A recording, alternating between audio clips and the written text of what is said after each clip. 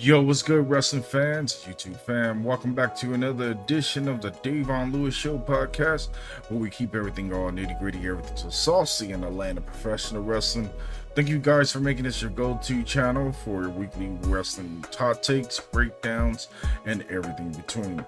If you're new here, smash the like button. Don't forget to subscribe and turn on other post notifications. More importantly, I'm your host, DaVon, with a weekly review for this week's edition for Monday Night Raw, which was live on Netflix, just concluded not too long ago. This episode is for June 23rd, 2025. Let's go ahead and get into the actual review. Appreciate you guys coming through. Let's get into it.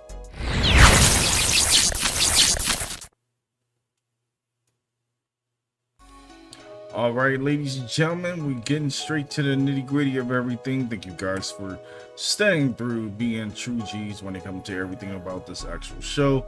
We kick things off with Seth Rollins and his coalition with Paul Heyman, Big Bronson Reed, and Braun Breaker. They head to the ring, and of course, they do a recap of everybody they have pretty much decimated and took care of. Corey Graves is actually on commentary tonight with Michael Cole, and they go through the whole entire showcasing, including things that broke down last Friday, where Big Bronson Reed took out LA Knight, not with one tsunami, but three, and he took care of business and handled business in a big way. It was something that you never thought you would see, but he is definitely out indefinitely with some bruised ribs and the whole 9 yards. But I'm pretty sure he'll be back in no time looking to get his revenge. But the promo pretty much kicked off with Seth Rollins talking about everything, including he's the reason why Cody Rhodes is back, as well as CM Punk, and all the multiple different things that have taken place, including Roman Reigns, and so on, so on. The crowd buys into it, of course, continued with the pattern of the rhythm of his actual song, and pretty much everything from there went smoothly until they ended up was interrupted by Penta. Penta, of course, gets into the swing of things and challenges no other than the big man to a match, and it ended up being Braun Breaker. Braun Breaker ended up defeating Penta after a really big match so far, but Penta was outdone, outmuscled, and Braun Breaker was able to secure the victory. But the cherry on top was when Seth Rollins ended up going to talk to Penta and told him he was giving him one last warning and to stay out of their way or things are going to get worse for him. But the drama continues to pick up, and you see how things really have been picking up in a big way. But in overall, I'm loving the drama that continues to transpire through the course of everything that's happening. Penta is just picking his bones with everybody from Chad Gable down to Karrion Kross, all the way down to the Rollins coalition. But so many different things have taken place as Seth Rollins is making enemies not only on the red brand, but the blue brand as well. So we got to stay tuned to see how that continues to push forward. But in overall, it was good from my own personal opinion. Then we go to a recap of Liv Morgan getting injured last week after dislocating her shoulder. It is basically a timestamp that she will be gone for multiple months out of action. There's no specific timeline when she will be back for her return, but most likely she will be dropping the tag team championship, or they may actually drag it out for a little bit and have her on a on-screen basis, but more so non-physical. But we just gotta see what actually ends up happening.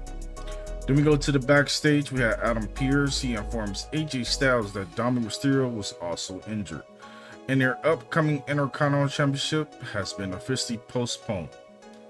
He didn't promise AJ that he will still get the first crack at the Intercontinental Championship when Dominic Mysterio is officially cleared.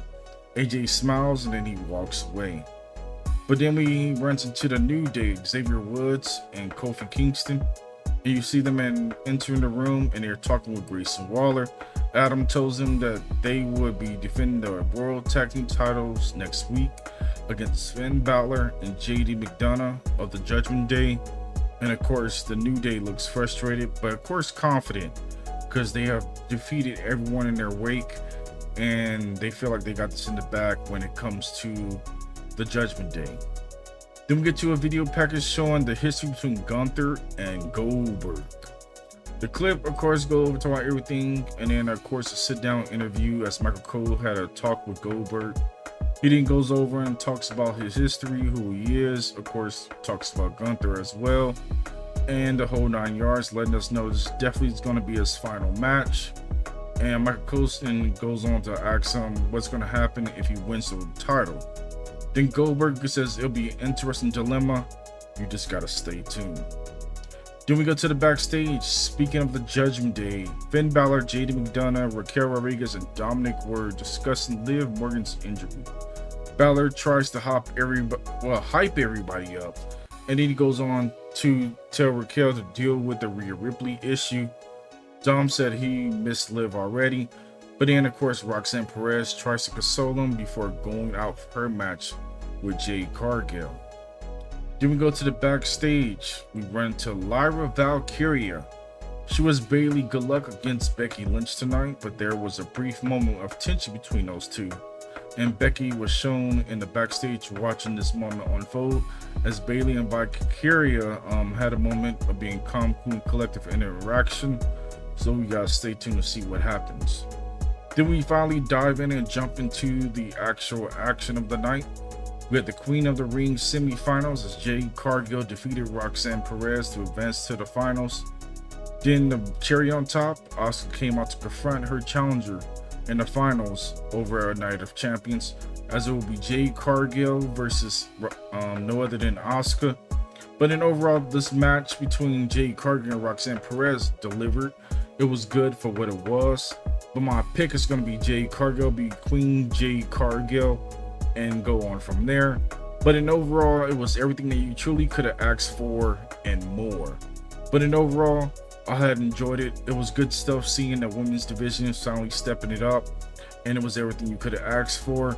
Asuka is going to be somebody that Jade has not been in the ring with. She's going to have a tough challenge when it comes to her in the singles competition.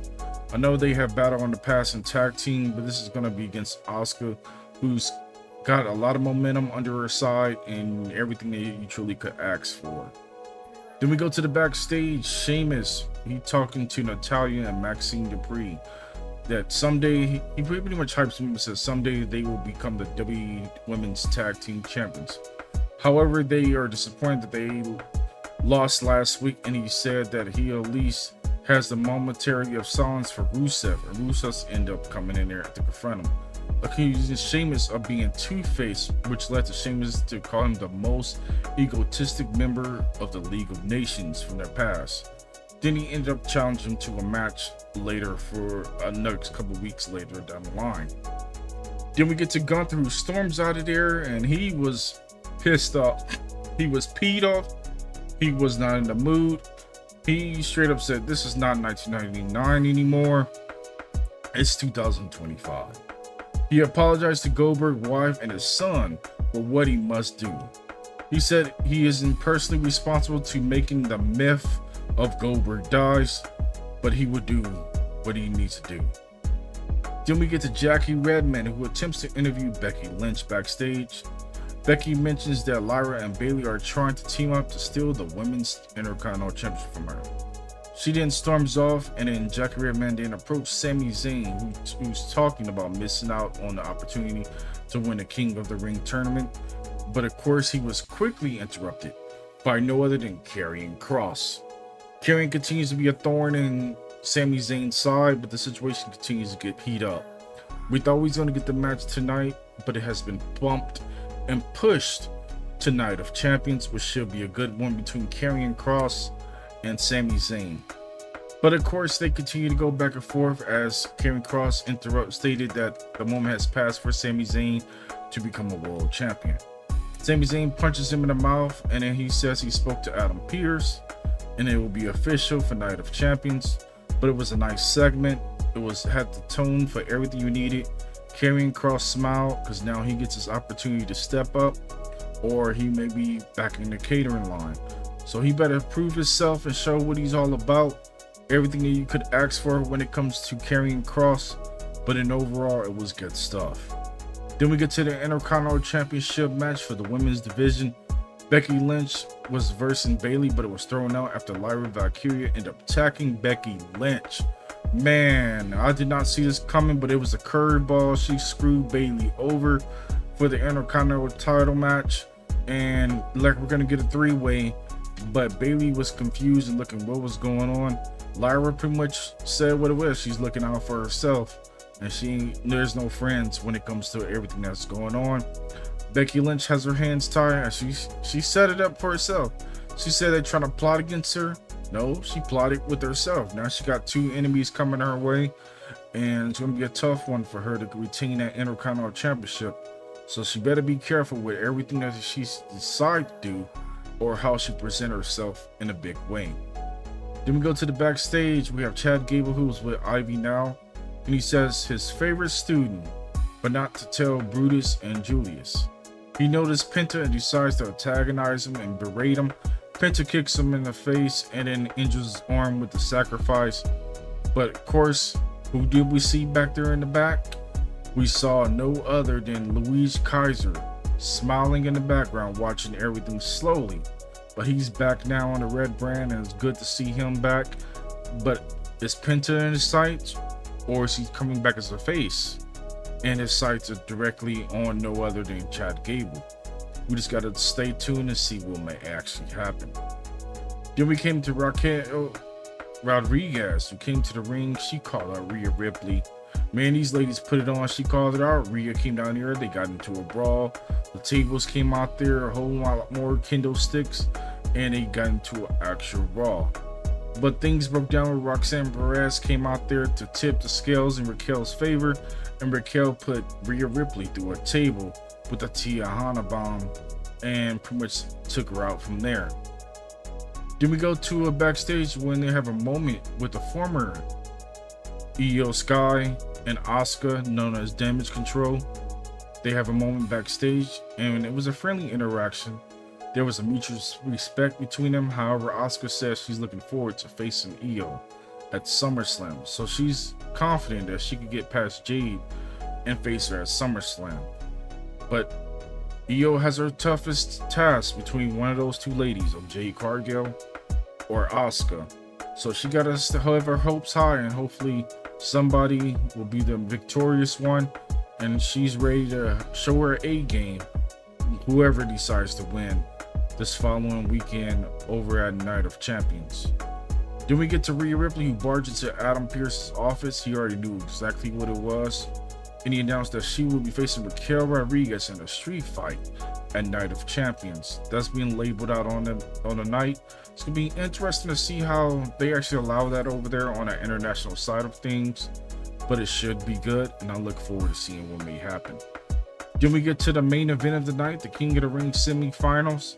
Cody Rhodes defeated Jey Uso to advance to face Randy Orton at Night of Champions.